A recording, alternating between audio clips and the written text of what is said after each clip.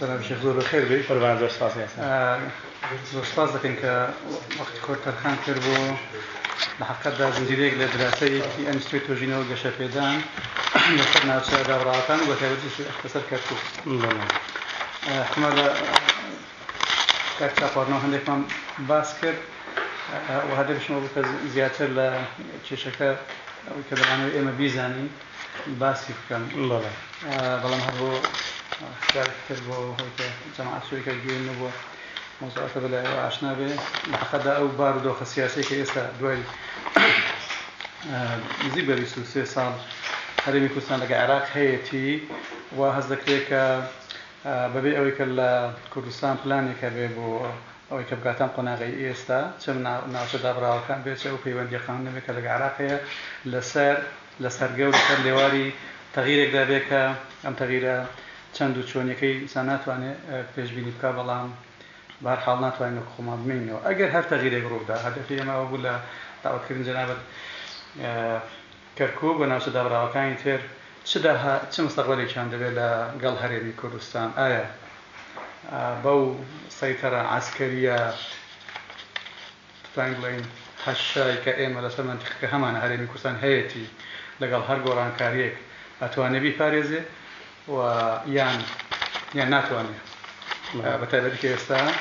هەندێک لە وڵاتان ئەو کێشەی ئەقالیمیان هەیە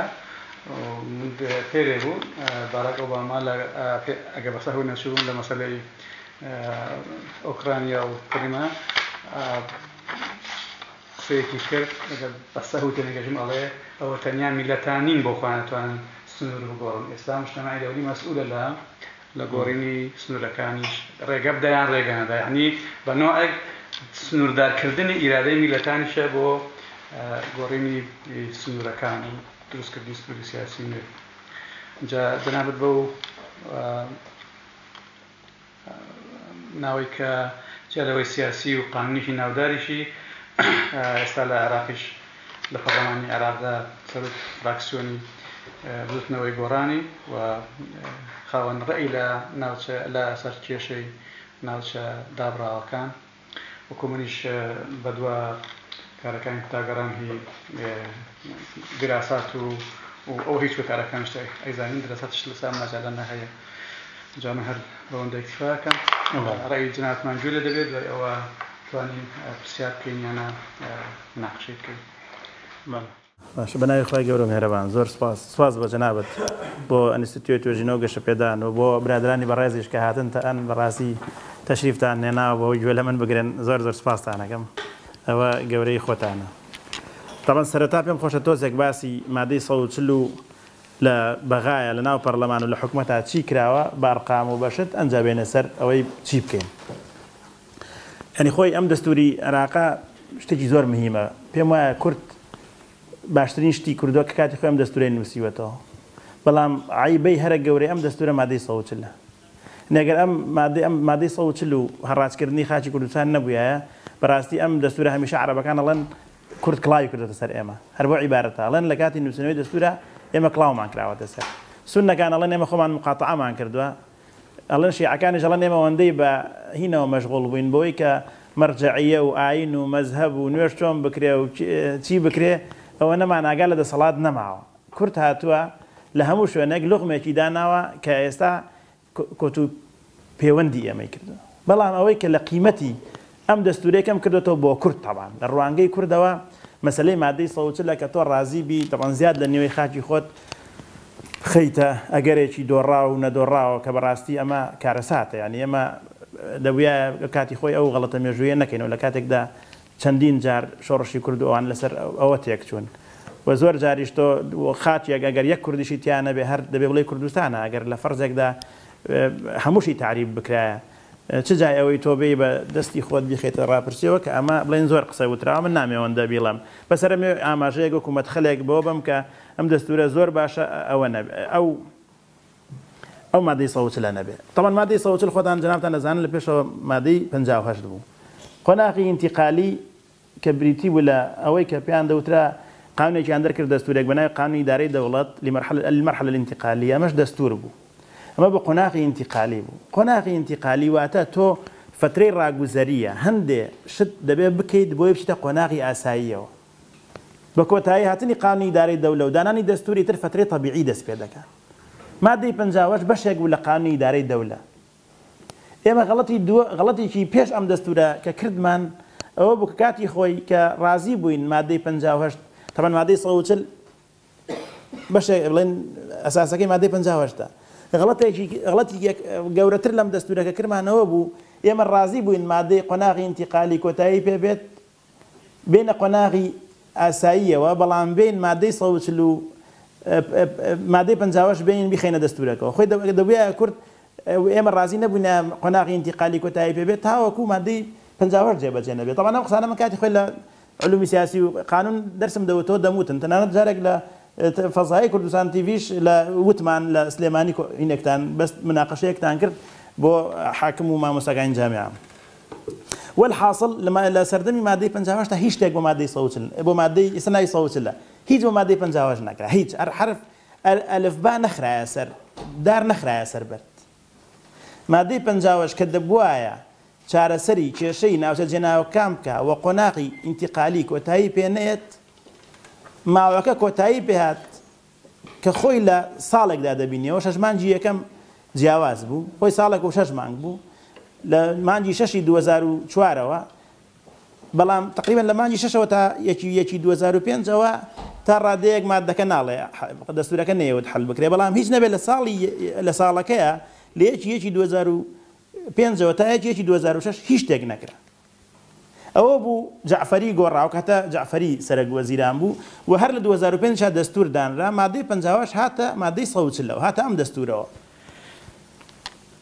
ئەم دەستورە لە کەیە جێبەجێکرا لە 21/5/2006 خۆی لە ئەخیرا ئەڵێ ئەم دەستورە جێبەجێ دەکرێت کاتێکە لە جەریدە نەشر دەکرێت و حکومەتی پێک دێت واتە ڕۆژی بەرواری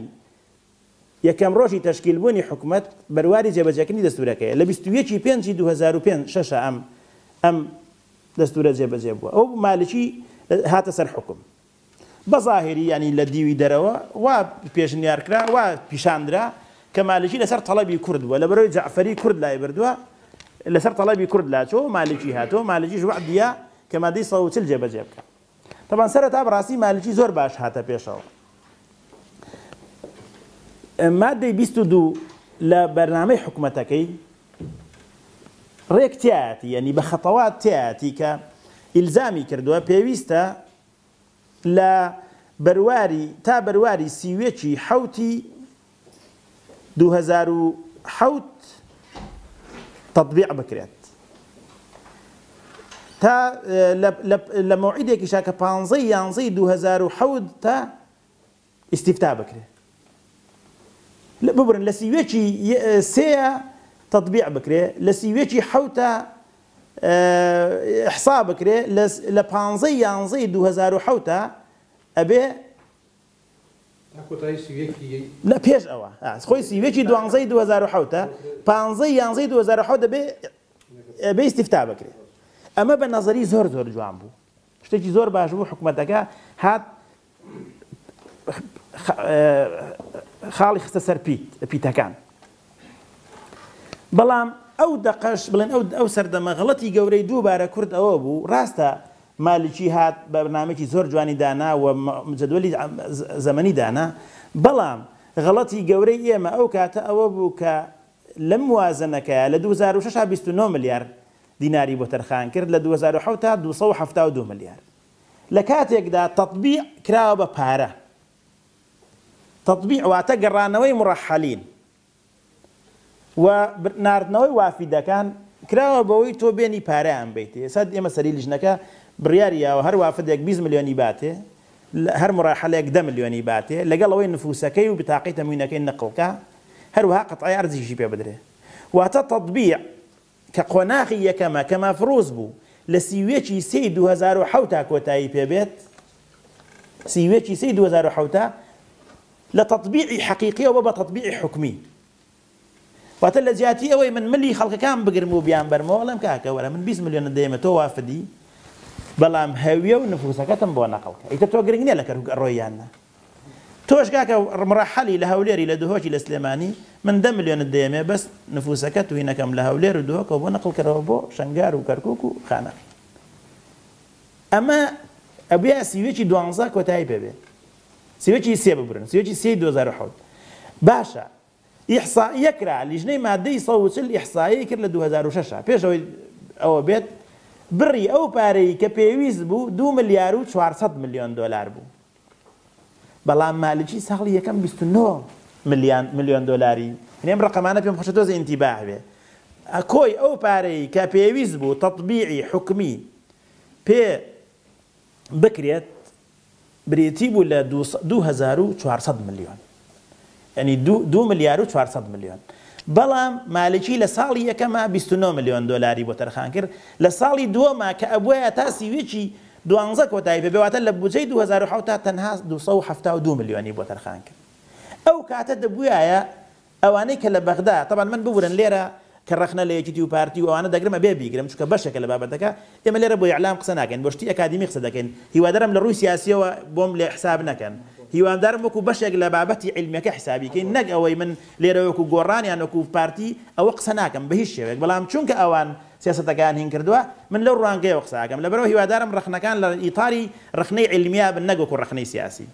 ئەو کاتە بڵین ئەوانەی کە نوێنەراتی کوردیان کردەوە بە تاکیدێکی و پارتی کردویانە غەڵەتەکە یان نەزانیەکە یان کڵاوکردنەسەرەکە ئەوە بووە دەبووە لەو دقایە بیان وتایە باشە کە ئەگەر تۆم خۆت ئیلزام کردەوە بەرنامەی حکوومەتەکەت ئەبێت لە 2007 هەمووی کۆتایی پێ بێ و دەستوری ژوا ئەڵێ و تۆ ئەڵێ من لە سیوێکی 12 سیوێکی سیا تەطبیعەکەم تەطبیعیش بە پارەیە 2 ملیۆن و 400 تۆ چەند 272 ملیۆن بۆ تەرخان کرد ئەگەر ئەو کاتە ڕازی نەبووینایە ئەو کاتە بمان وتایە ئەبێ ئەم ساڵ 2 ملیار و 400ەکەی بۆ 2 ملیار و 400ەکەی بۆ تەرخانکەی بە تەکید لە سیوێکی حوتی شا ئیحسا دەکرا لە 15 شا ئیستیفتا دەکرا لەبەرەوە ئێمە لیژنەی تەنفیزی مادەی 140 کە بڵێن دوای ئەوەی کە مالکی بەرنامەی حکوومەتەکەی دانا لیژنەی تەنفیزی مادەی 140 دروست بوو خەتەواتەکانی تەنفیزی مادەکەی دانا کە مادەکە خۆی سێ بەشە تەطبیع ئیحسا ئیستیفتا تەطبیعەکە وەکو وتم لە تەطبیعی حەقیقیەوە کرا بە تەطبیعی حکمی کە تیایدا بوو بە پارەکە ئەوە نەیەوێ بەڵام لە 2007 تا تەنها ئەو جوزئە کەمایان بۆ تەرخان کرد کەواتە هەر ئەو کاتە دەبووە بمانزانایە بەم شێوەیە بڕوا مالکی گۆڵێکی زۆر گەورەی کردە سەرمان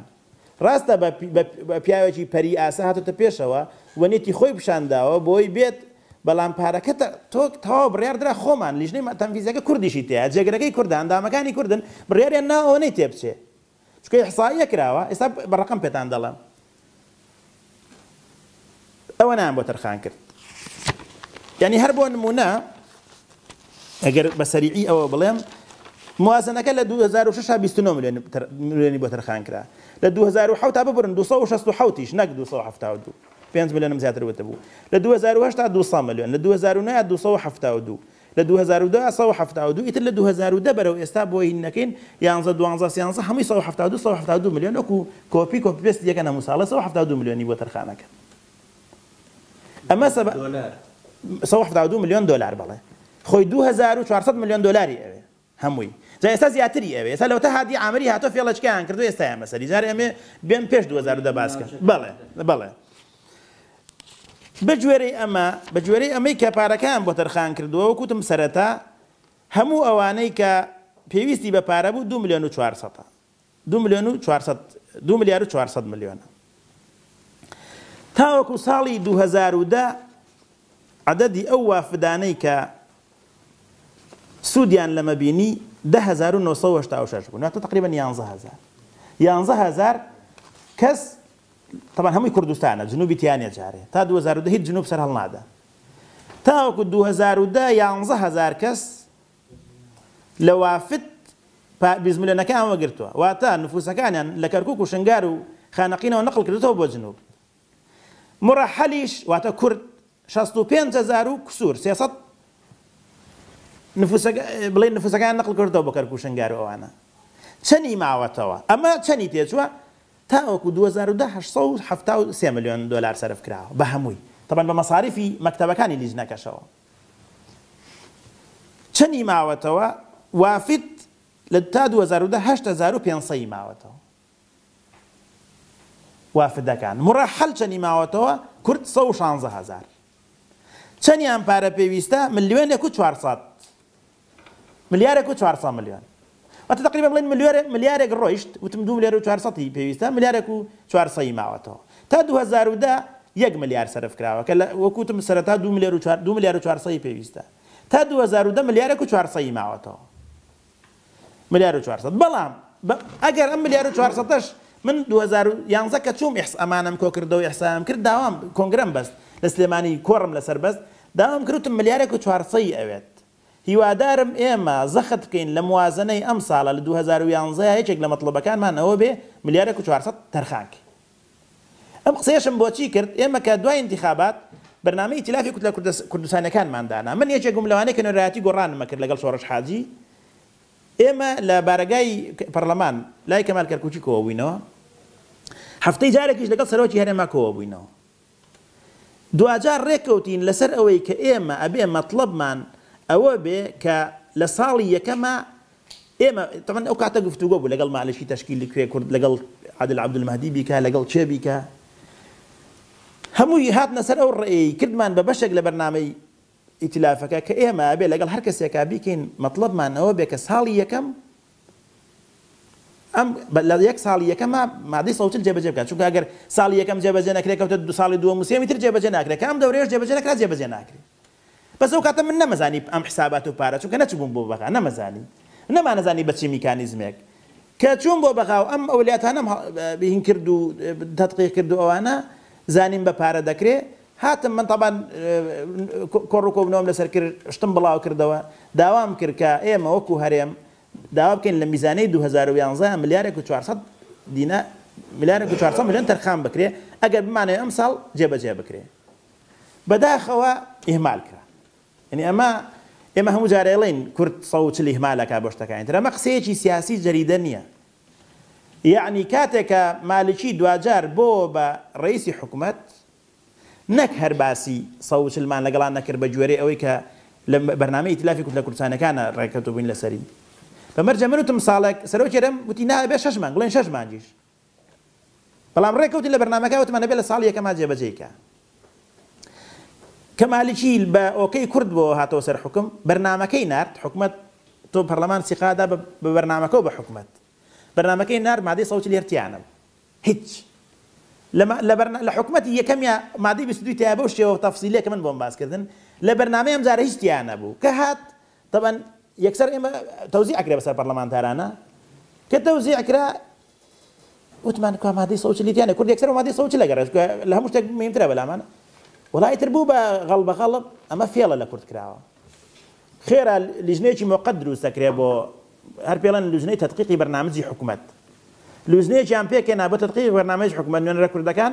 ئێمە داوامان کرد مادەی 140 جێبەجێ بکرێ بەڵام چۆن لە مادەیەکەمە ئەڵێ حکوومەتی ئارام پابەندە بە هەموو بەڕەکانی دەستورەوە بەس مادەی 140 شەوە هەر ئاوە سەریکە مادەی 22 چۆنە کە جەدوەلی عەمەلی داناوە مادەی یەکیش کە ئەسڵ حکوومەت داینە ناوە لە بەرنامەی بڵێن بەرنامەی حکوومەتی دومی مالکی کە ئەسڵ هەر لە حکوومەتە کە دایان ناوە لەوێ هەر باسییان نەکردووە کە هاتیشە پەرلەمان ئێمە بەم شێوەیە وەکو بڵێن لێدەڕ ڕەمات في العیون ئەومان بە زیاکرد کە حکوومەت پابەندە بە جێبەجێکردنی دەستوری عێراق بما فيها مادەی 140 و هەروەها پارەکەش تەرخان نەکرا کەوا بێ هەر لە سەرەتاوە دیار بوو کە ئەمەش درۆیە و ینی جێبەجێ ناکرێ من طبعا زۆریش داوام کرد زۆر جار تەسریحاتی توندی ژەیەم بۆ یەوەنێ بڵێ هینیانکەی چۆنەڵێ خەبەریان کەیتەوە هیچ فایدەی نەبوو نە لە 2011 پێمان داگرت لەسەرەوەی کە ئەم موازنە لە 2012 لە 2013 و من دڵنیاشتان دەکەمەوە ئەگەر پێماندا بگرتایە بۆ ئەوەی کە بۆ نمونە ئەوەی کە ساڵی پار بۆ پارەی کۆمپانیا نەوتەکان پێمانداگرت بۆ یەک ساڵ ئەوەنە پێماندا بگرتایە هەموو پارەکان تەرخانە کرد والحاصل نەکرا ئێستا ئەم مەبلەغانەی کە هەن ئێستا ئەوە نەماونەوە دوای ئەوەی کە حکوومەتی یەکەمی مالکی کۆتایی پێهادا و کاتە ڕایت فەهمی سەرۆکی ئینەکە بوو کەسێکی زۆر کوردۆز بوو ئێستا هادی عامریان هێناوە هادی عامری خۆی بە کوردۆز دەزانێ بەڵام کەسێکی زۆر تایفیە کەسێکی ئێرانیشە یعنی ئەوان تموحی گەورەیان هەیە کە عێراق هەمووی کۆنتڕۆڵکەن بۆ خۆیان هاتون طبعا هل يكم روجي هناني مال عامرية ويما قمان ما نهبوك أمان ديانويت مادي صوتل بشوي فني وبشوي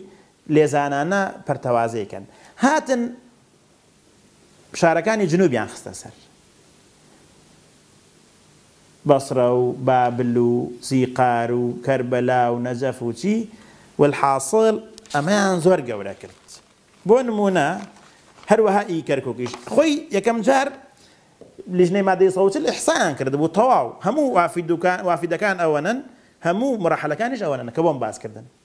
ئەم هات زیایی کرد جارێککە وافدەکان بەرز بۆ ژمارەیان خۆی وعدوا بوو 10,000 مابێتەوە پێم وتن ئێستا وافدەکان جارێککە خەڵکی تریان نووسیوەتەوە بۆ بە 33,000 ئەنجوبارە جارێککە زیایی کردەوە یەکەم جار هەر یەکەم جار 20,000 نابوو ئێستا بۆ بە 30,000 مڕەحەلین بۆ بە 509,000 لەم 509,000 دووسەی کوردە هی کوردستانە سێسەی هی عەرەبستانە واتە هەمووی پارەی ئەوێ 30,000 20 ملیۆنی ئەوێ 500,000 10 ملیۆنی ئەوێ مە چەند حسابیکە حدودی پێ 6 ملیارەکە تەمە 6 ملیار نانێ ئەمە تەنها مەبەستیان ئەوەیە ئەم پارە پچکەی کە 172 ملیۆنە ساڵان لەوە زیاتری بۆ نەکەن 172 ملیۆنەکەش یعنی هەوڵ بدەن 150 ملیۆنی بڕا بۆ جنوب 20 ملیۆنی بێ بۆ کوردستان واتە بۆی 100 ساڵیکە ئەمە تەواو نەبێ دەستورەکەش ئەڵێ چی ئەڵێ تا تەطبیق تەواو نەبێ ناچین بۆ ئیحسا تا ئیحسا تەواو نەبێ ناچین بۆ ئیستیفتا عرض بە تەطبیقەکە بەم شێوەیە بەرگەیەکی تری هەر لە تەطبیقە کە بڵێن تەطبیقکە لەم مەبەستم ئیعادەی مڕەحەلین و وافدینە ئەمە کە کراوە بە پارە بەشێکی تری تەطبیق هەر سەر بە تەطبیقە ئیلغای قەرارات و قوانین قراراتی مەسی قادەی سەورە و لیژنەی شوونی شیمال کۆمەڵی قرار دەرچوون لە مەجلیسی قادەی سەورە هەروەها لە لیژنەی شوونی شیمال بۆ تعریب یەکەم بۆ لێسەنەوەی عەرزی کورد لە کەرکووک و ناوچە دابڕاوەکان هەروەها بۆ ئەغراضی تعریب ئەم قراراتانە هەروەها 5,000 عەقدی زەراعیش کە هەندێکیان بە قرارەتی مەسی قادەی سەورە کراون هەندێکیشیان بە لیژنەی شوونی شیمال دەبووە ئەمانە ئیلغا بکرێنەوە لیژنەی مادەی سەوچل هەر لە 2007 بڕیاری دەرکردووە کە ئەمانە جێبەجێ ئەمانە هەڵوەشێنرێنەوە دوو بڕیاری دەرکردەوە بڕیاری ژمارە 3 و بڕیاری ژمارە 4 لە 2007 یەکەمیان بۆ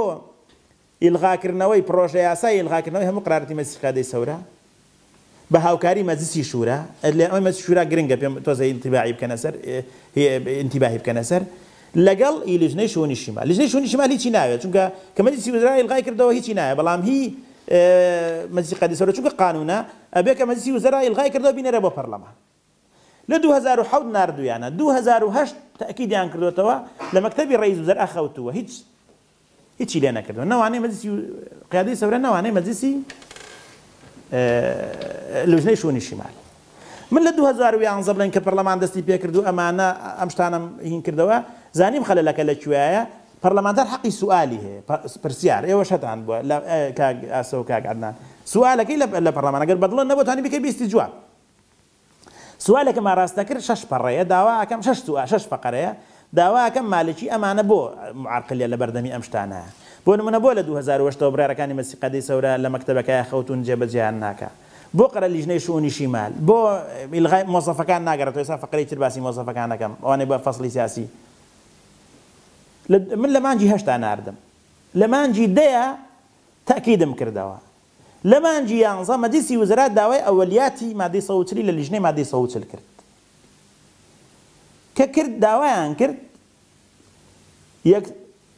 دراسایان کرد لە مانجی یەکە لە 24 یەکە گە لەبیرتان بێ عراقی یەکەم جار کشانەوە مالکی و طبیعەتەیەکە لە هیچێکە کشێتەوە لە جەلسەیەکە شتێکە کە ئەو پێی ناخۆش بێ عراقی پێیان ناخۆش بە ئەم قەراری مادەی سەوچل تێبەڕێ ئەو جەلسەی کە عراقی تیا کشابەوە عرضی ئەو مقتەرەحەی کرد کە لە لیژنەی تەنفیزی مادەی سەوچلەوە لە 2007 لە مەکتەبەکەیەتی لەوێ بڕیاریان دا مەجلیسی وزرا بە ئیلغاکردنەوەی قەرارەتی مەجلیسی قادەی سەورە و لیژنەی شوونی شیمال تەواو ئەبێ ئیتر لیژنەی شوونی شیمال بڵێن ئەبێ مەجلیسی وزەرا قەرارەکانی مەجلیسی قەدەس سەورە بنێرێ بۆ ئەمە بکەین بە قانون لیژنەی شوونی شیمالی یەکسەر هەڵەوەشێنرێتەوە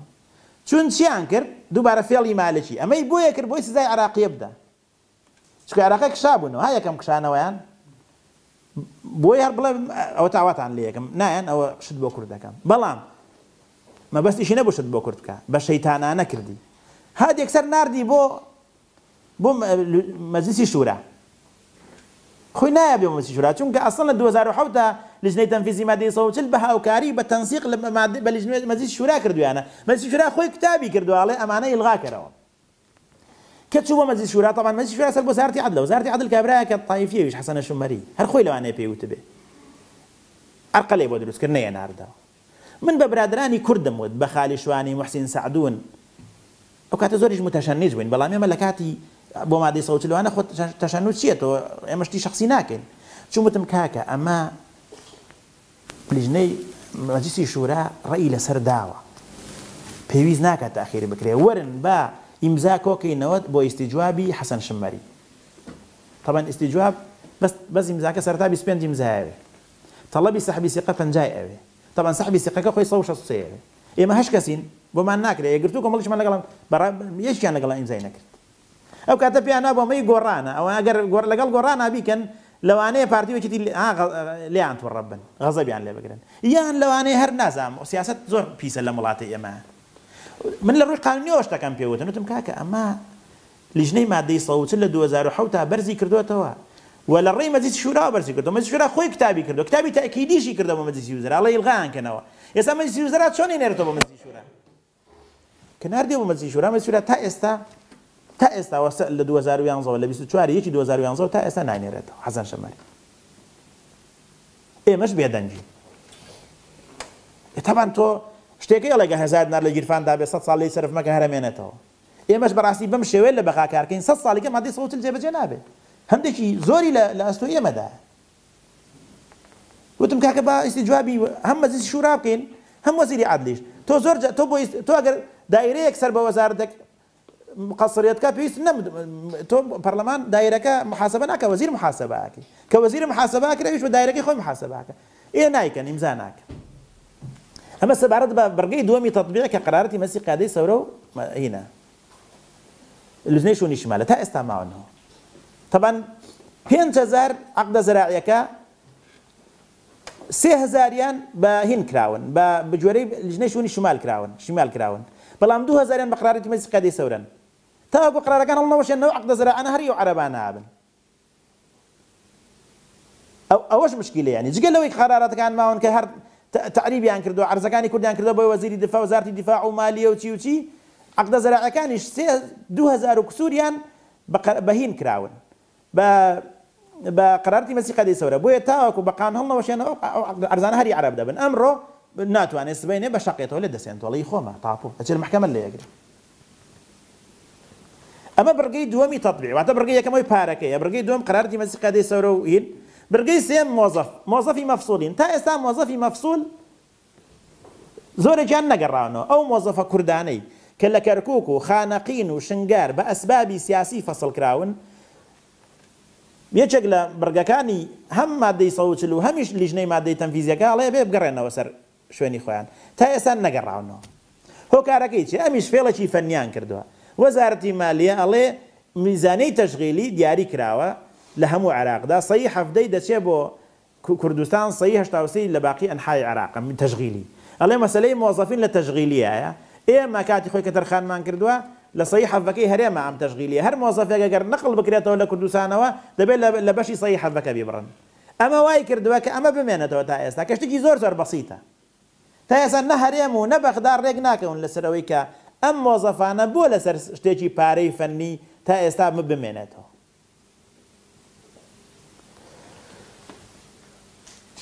بڕگەیەکی تری هەر تەطبیق بریتێ لە تەقسیماتی وحداتی ئیداری چاکردنەوەی وحداتی ئیداریەوەی سەرۆک کۆمار پێویستە تەوسیاتی خۆی پێشکەش بکە بۆ چاکردنەوەی ئەو یەکە ئیداریانەیە کە کاتی خۆی ڕژێمی بەعس لە کەرکووک و ئەو نانەدای بڕیون بە مەبەستی سیاسی و ئەو طبعا سرتاڵی لە ڕێی لە دەورەی پێشواڵی لە ڕێی هەیئەی ڕیاسەوە بە ئیجماع ئەگەر نەگەیشتن دەچنە خەبیری ئومەم متحیدە و نازم ئەم شتانە والحاصل لەم دەورەیە مام جەلال لەبیرتانە ئینشاءڵڵا خوا شفای بێ ئەڵێن لەم دەورەی پێشووە وتی من یەکێک لەو هەدەفانەی کە مەبەستمە بۆی بچمەوە بە بەغداد جێبەجێکردنی مادەی 140 ئەگەر لەبیرتان ینی بەرنامەکەی ئەوە بوو کە هات ئەم پرۆژەی پێشکەش کرد بەس پرۆژەکەی زۆر بە سەقەتی پێشکەش کرد بەداخەوە ینی من ئێستا پێم ناخۆشە قسەی لەسەکەم چونکە نەخۆشە یان نازانم وەزی جوانە جارێ مادەی 140 لیژنەی مادەی 140 یەک پرۆژەی متەکاملیان ئامادە کردبوو زۆر ئەو لیژنەی مادەی 140 سەردەمی ڕایەتفەهمی زۆر بە وردی کاریان کردبوو پرۆژەیەکی کامل متەکامل تەنان بە قەزا و ناحێشەوە ئامادەیان کردبوو کە کوێ بۆ کوێ بەرزیان کردەوە بۆ مەجلیسی وزەراش و بۆ ڕئیسی جمهوریش لە 2007ەوە هەشتەوە مام جەلال نەهات ئەمە بنێرێ هات یەک نەسینار زۆر ینی بێکەڵک هەر یەک دێر قانون مادەی یەک هەموو ئەو بڕیارە ناعادلانەی کە ڕژێمی بەعس بۆ مەبەستی سیاسی دەری کردبوونی ئیلغا دەکرێنەوە ئێمە ناکرێتەوە شتی وا بکەین ناعادل کوێیە و چێ دەگرێتەوە و بەڕاستی ئەمە قبوڵ نییە چونکە قانون ناکرێتەوە بە غامزی بیڵێ ئەوان وتیان نابێ ئەمە مەهینە ئەو عەرقەلەیان بۆ دروست کرد هاتوو ڕۆی ماوەیەکی زۆر دو جار بە ملحەقێکەوە ناردی تا ئێستا ملحەقەکەمان نەدیوە تا ئێستا ڕئیسی مەجلیس ملحەق یەکەم جار پرۆژەکەی تەوزیع کرد ناردی بە لیژنەی قانونی بەڵام دوایی کە ئەوەنەی پێچوو خۆشی ئوسامەشی تر نەفەسی وەرگرتەوە و مسەیتەر بۆەوە ئێستا جاری دووەم بە ملحەقەوە نێردرایەوە پەنج ساڵێکی پێچوو ئێستا ناینێرن ناخەتە جدوەلی ئەعمالەوە هەر نەیناردەوە مەفروضە جارێککە بڵێن کە قانونیەت بینەری بۆ لیژنەی مختص لیژنەی قانونیان لیژنەی ئەقالی و محافظات کە مقتەرەحەکە شاد ملحەقەکە بێویش بنێریتەوە ئێستا ناینێرێتەوە ئوسامە ناینێرێ بۆ لیژنەکان طبعا ئوسامە زیاتر ترسی کوردیشی نیە ترسی عەرەبە شیعەکان یانەیە ئەڵێ ترسم هەموو پارێزەکانی ئێمەش لە توپەت کرد بەڵام بالحاصل ئێستا ڕازی نابێت من ئەمەیان جارێککە ئەیڵێمەوە ئێمە بە جوێرەی نظامی داخلی عراقی جدولی ئەعمال لە دەسەڵاتی هەیئەی ڕیاسەیە بە ئیجماع بیکەن هەرسێکیان واتە بێ عارف و ئوسامە و قوسەی ڕازی بن هەرسێکیان ڕازی نەبن هیچ شتێک ناخرێتە جدولی ئەعمالەوە ئوسامە ڕازی نییە لەمە بەڵام فێڵێکەمانەیە ئەویش ئەوەیە 50 پەرلەمانتار ئەتوانن ئیمزا کۆ بکەنەوە بۆ ئەوەی ئەم بابەتە بخرێتە سەر جەدوەلی ئەعمال بەڵام ئەخرێتە تەسویتەوە لەناو پەرلەمانە تا ئێستا من داوای ئەوەشم کردەوە با ئیمزا کۆکەینەوە کوت لە کوردەکان نایکەن ئەڵێم بۆ نایکەن ئەڵێ کاکە آخر دەنگ نایانێ ئەمە حوجەکەیانە لەوانەشە وابێ لەوانەشە دەنگ نێنێ 163 کەس دەنگ نایاتێ بیخەتە جدوەلی ئەعمالەوە بەڵام خۆ کورد ئەڵێ کردە پەشیمان بم نەگنە کردە پەشیمان ینی با ئەمە بیکەین با بڵێن کاکە وڵای ئیمزامان کۆ کردەوە کە ئەمە بخرێتە جدوەلی ئەعمالەوە ئوسامە خستێتە تەسویتەوە ڕەفزی هێنا تا ئێستا نایکەن ئەمە پێم وتون لەناو جەلسەیە داوام کردەوە بە ڕەسمی و هەروەها بە شەفەیش پێم وتون طبعا یەک بەیەک بە هەموو پەرلەمانتارەکانم نەوتێت تاعاتەن بە ڕئیسی کوتلەکان ئەڵێ یا بە متەنەفیزەکان ئەڵێ چونکە ڕئیسی کوتلە کە ئەمری کرد ئەندام پەرلەمانیان نایکەن تا ئێستاش نە ئوسامە ئەیخاتە ناو جەدوەلی ئەعمالەوە نەخۆشمان حرەکەی جددیمان بۆ کرد بەڵام من لێرە ناڵێم لەوانەیە قسەی ڕاست بێ چونکە عەرەب بە شیعە و سوننەوە دژی مادەی 140 نازانم ئێستا شیعەکان لەوانەیە لەگەڵی بن چونکە نخێب و مخێبەوانە یانەوێ بیان جێڕنەوە سەر خۆیان یان پارێزگا سوننیەکان لێک و پێک بترازێنن بەڵام کە ئوسامە نایخاتە سەر جەدوەلی ئەعمال ئێمەش ڕێگاکەی ترمان نەگرتووەتە بەر تا بزانین ڕەفز ئەکرێیاننا کێشەیەکی تر مەسەلەی ئەو عەقدە زەراعیانەی وتم 5000 سییانیان ئیلغا بوونەوە ئەم عەقدە زەراعیانە عەرەبەکان منشەئاتیان لەسەر دروست کردووە مەغروسات منشەئات جەنابەت قانونی دکتۆر ئەمانە لە خۆ نەچۆن بە غاسب دروستیان کردووە بە ئەمری سوڵتە دروستیان کردووە بۆیە مستحقی تۆ کە بە ڕەزامەندی جیهەتێک یان بە مالیک دروستە کرد منشەئات حەقی خۆتە ڕاستە تۆ عەرزەکەی لێسین تۆ بەڵام بێ منشەئاتی بیتێ پارەی منشەئاتی بیتێ پارەی مەغروساتی بیتێ تا ئێستا پێویستی بە زیادەی ئەو مەبلەغەیە کە 14 زۆریش نییە بزانم 14 ملیۆن دۆلارە ئەمیش هەر ناکرێ ئەمیش تا ئێستا نەکراوە لە 2002 هەر پارەکە ماوەتەوە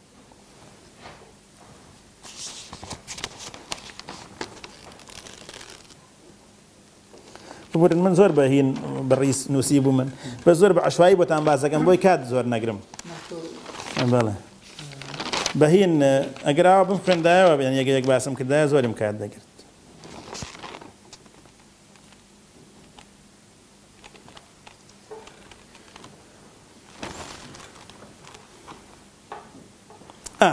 آخر خاڵ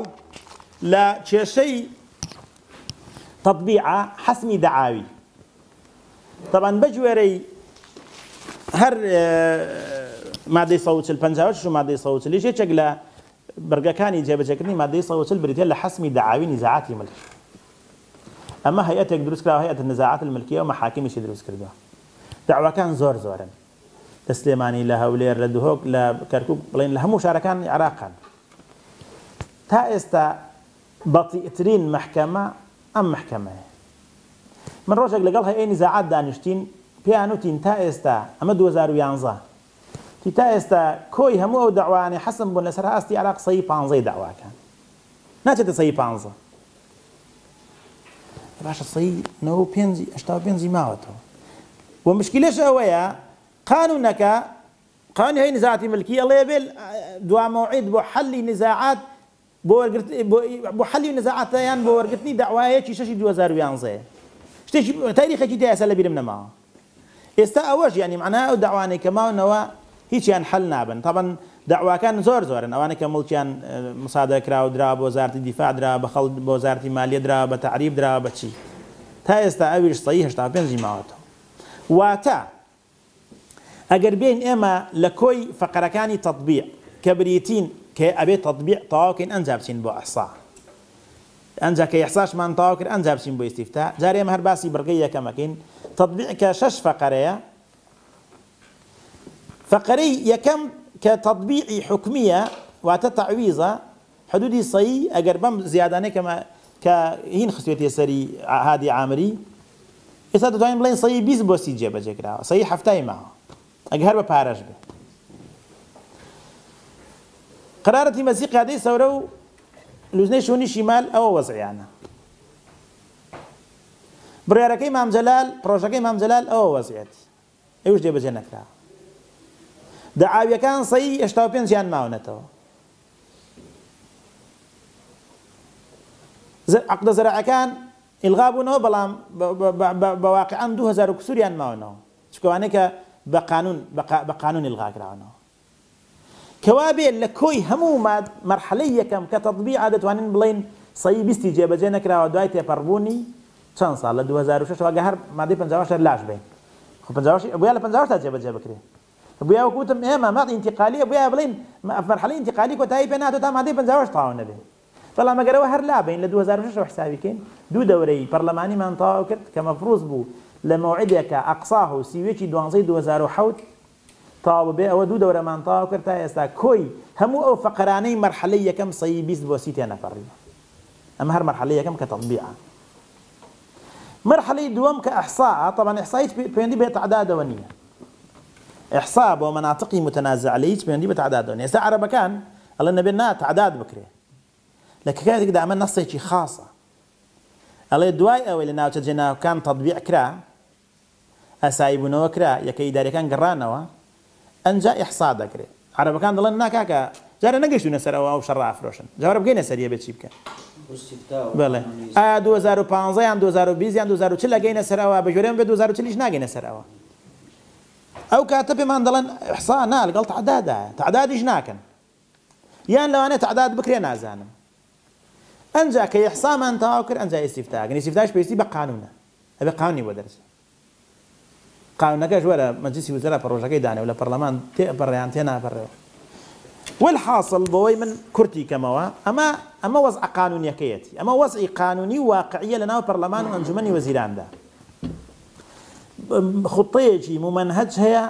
کە مادەکە لەسەر پشتێکی سەڵ بڕوات. بەداخەوە کوردیش ئەوەی بەلایەوە گرنگ لەمە مادەی سەڵ شەڕی دنیا ئەکەین لەسەر مادەی لەسەر پارەی نەوت و شەڕی پارەی کۆمپانیاکان. من ئەڵێم پارەی نەوت و دەسەڵاتی نەوتی هەرێمیش دەسەڵاتی خۆمانە دەسەڵاتی حەقی خۆمانە. بەڵام یەکەم تۆ ئەولەویاتە هەیە. ئەولەویات لە هەموو دنیای خاکە. من ئەگەر خاکەم هەبوو نەوتەکەشی هی منە. بەڵام هەر هیچ نەبێ بە تەریب لەگەڵ ئەو شەڕەی بۆ پارەی کۆمپانیاکان نەکرێت ئەگەر بۆ مادەی 140 بکرایە بەڕاستی زۆر دەچوە پێشەوە. بەتایبەتی لە سەرەتاکانە مالکی کە زەعیف بوو زۆر پێویستی بە کورد بوو و کە زەعیفی ژەبێ خۆی ئینسانی زەعیف وایە کە زەعیف بوو زۆر تەنازولات دەکات کە بە قووەت بوو خۆی لێبێ بە شێر مالکی من وای ئەخوێنمەوە ینی لەگەڵ ڕێزم بۆی وای ئەخوێنمەوە کە ئەو کاتانەی زەعیف بوو ئامادە بوو هەموو شتێک بۆ بکات ئێستا کە تۆزێک هەستەکە قووەت و جێیشی هەیە خۆی لێهین بووە لەبەرەوە ئێمە گەرە و شەڕێک کە بەوەمان کرد نیۆمان ئەوە بۆ بکردایە بەڕاستی ئێستا هین بوو لەسەر ئەرزی واقع ئەمە بڵێن لایەنە قانونیەکەی هیوادارم بەو کردچووکاڵێ لەم قوبوڵ کە نەگەر شتێک وت لە پرسیارە وەڵامیە دەمەوە لەسەر ئەرزی واقعیش شتێکی تاڵ هەیە بەڕاستی جارێ یەکەم چ جای ئەوەی ناوچەی جێناکۆک بۆ بە دوو ناوچە بۆ بە سێ ناوچە سەهرێمی کوردستان دوو ناوچەیە ناوچەیەکی دی و ناوچەی پارتی ناوچەی جێناکۆکیش بۆ بە سێ ناوچە ناوچەیەکیان هی یەکێتین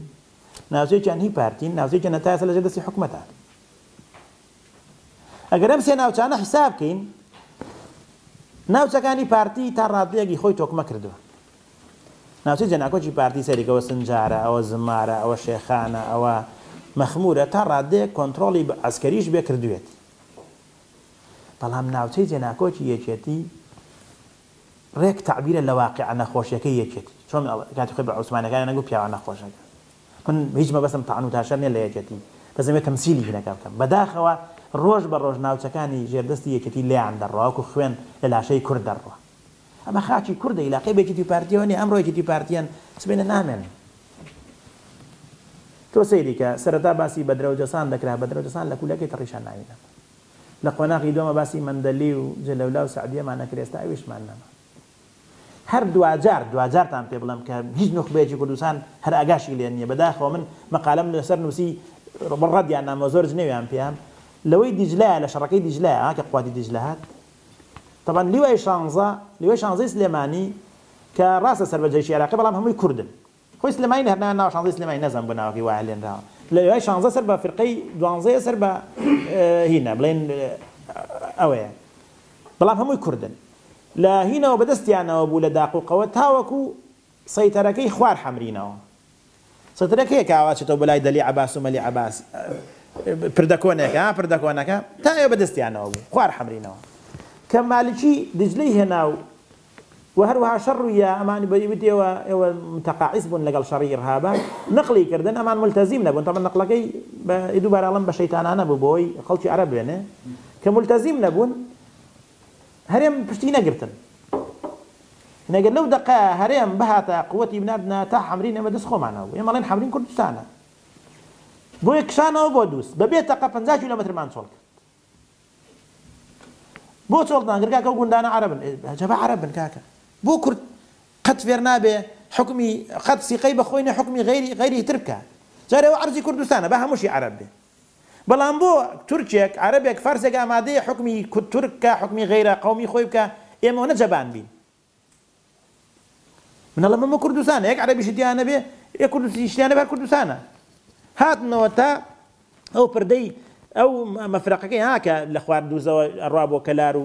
کفری و ئەوەش ڕوا بۆ دووست بەبێ تەقە لە دووزەوە تا ئەوێ چۆڵمان کرد حدودی 50 کیلۆمەتر چکار بە سیارە بنی و سەعات زیاتر پێچەکە بە 120 بڕۆین یعنی ئەمە ئەنجا ئێستا سەرەتا ئەنگوت دیجلە وڵا قوبوڵمان نییە و بێ ئێستا مەقەڕی دیجلە ناو داقوقە هەیە ئێستا من بۆ خۆم لەوێ زۆر جار بە سیارەیەمەوە لە ناو دیجلە مەقەڕی داقوقە لە ناو داقوق مەقەڕی دیجلە هەیە لە بڵێن لاوەین طبعا تازە ئەم جێی شەب بچێت تا شوێنێک ناگەڕێت ئیلا بەشەڕ نەبێ ئێمە ئەگەر چۆن ئەم واقعەی کە لە کوردستانە بە ئەمری واقع دروست بوو تازە بەغاش دەستی لێشتووە ئەوە ئەمەش وایە یعنی ئەگەر ئێمە تا حەمرینمان سەپاندایە تا 10 ساڵ ئەبوو بە ئەمری واقع ومن ئەوەش دەڵێم ئەو تازە و شوێنێ دەستمان نەجارشکە دەستمان ناکەوێتەوە ئیلا ئەگەر بەشەڕش تێڵ ئێمە لەوانە بینەوە ئەنجەشی نظامی ئێمە هەر میلیشیاین هەر میلیشاش خۆی ناگرێت لە بەرامبەر جێشی نظامی لەبەرەوە باسی واقع ئەمە کرد واقع لەسەر ئەرزی واقع وەکوتم سێ ناوچەی جێناکۆکە ناوچەی جێناکۆکی پارتی ئەوەی تا ڕادەیەک خۆی کۆنتڕۆلی کردووە یەکێتی ئاوایە وەزعەکەی کە ڕۆژ بە ڕۆژ بەداخەوە لە دەستمانە چێ ئەوسا کەرکووکیش لەوانەیە لە دەستمان چێ و هەروەها ناوچەیەکیش کە لەژێر دەستی حکومەتە تا ئێستا تۆ سەلمان بەگ و نازەم حەویجە و ئەمانە با عەرەب بن بەڵام خۆ هەر کوردستانن لە سیەکانەوە بڵێن عەرەبیان بواتە بەڵێ ماڵێن قوبوڵمانە هەمووی عەرەبن هاتوون تازە خۆ دەریان ناکەن بەڵام کوردستان نێو بەشێکن لە کوردستان عەلا کولین ئەم بەشەی تریشەوە تا ئێستا لەژێر دەستی عەرەبان. جا من بۆ خۆم وەکوەوەی کە باسم کردو بە تەفسیل خۆم گەشتبین نیم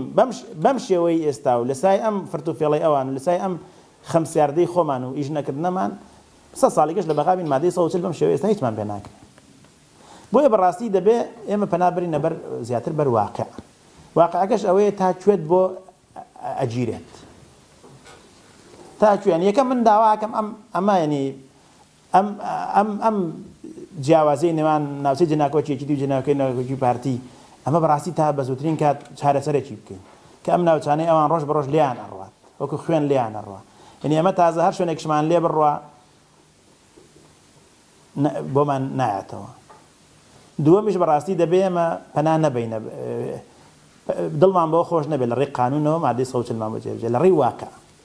تا چەند ئەتوانین ئێمە تا کوێ بڕۆین. من ئێستا ئەوەی کە گرنگە بەلامەوە بەڕاستی کە ئەمە زۆر گرنگە ئێمە ئیشی لەسەر بکەین کە بەداخەوە لەوەشە ئێمە هەر تۆزێت تەسەگبینین هەمیشە خۆمان پێکەمترە. ئێستا عەرەبی سوننە زۆر وەزعی شڕە. تەمەن سەرەتا عەرەبی سوننەکان زۆر دژایەتی ئەوەیان نەکرد ئەوان بەشێک بن لە کوردستان یان بێنەوە سەر کوردستان. پێیان وابوو عێراق هەر عەرەب و کوردیە نەیانزانی ئەم سەدەی جیاوازە. سەدەی ڕابردوو سەدەی سراعی قەومی بوو ئەم سەدەی سراعی تایفیە لەم ناوچەیەدا هیچ نەبێت لە مەدایەکی منزورە هەتا سەر نامێنێتەوە بەڵام 20-40 ساڵ لەوانەیە هەر جارێ سراعی تایفی جێی سراعی قەومی سەدەی ڕابردوو سراعی قەومی بوو بە ئیمتیاز بەڵام ئێستا سراعی تایفیە و بە تایبەتیش لە عێراق و سووریا و ئێران و تورکیایە و بلانی کەم 30-40 ساڵی پێدەچێت هەمیشە تۆ لەوانەیە دەتوانی فرسەت بێنین. ئێستا خەریکە لایەنە قەومیەکەی عەرەبی سوننە کاڵ دەبێتەوە لەسەر حسابی لایەنە تایفیەکەی. تۆ معاناتی چیتە بوو ئەو ڕەتفیعلە لا دروست دەبێت. ئێمە چەند ساڵ لەوەکو کورد لەبەرەوەی چەوسانەوەی قەومیمان لەسەر بوو بۆیە هەمومی قەومیمان هەیە چەوسانەوەی تایفیمان نەبوو کەس ڕێی لێ نەگرتوین نوێژ و ڕۆژ بکەین بۆیە ئێمەش مشکلەمان نییە ئێمە دینەکەمان چۆنە و چۆن نییە. ئێستا بەڕاستی عەرەبی عێراق بڵێم سوننەی عێراق ببورن ئێستا حربی تایفیان هەیە. ڕاستە تا ئێستا لایەنە قەومیەکەیان هەیە کە 50 ساڵی سەدەی ڕابردوو کاریان لەسەر کراوە بەڵام ڕۆژ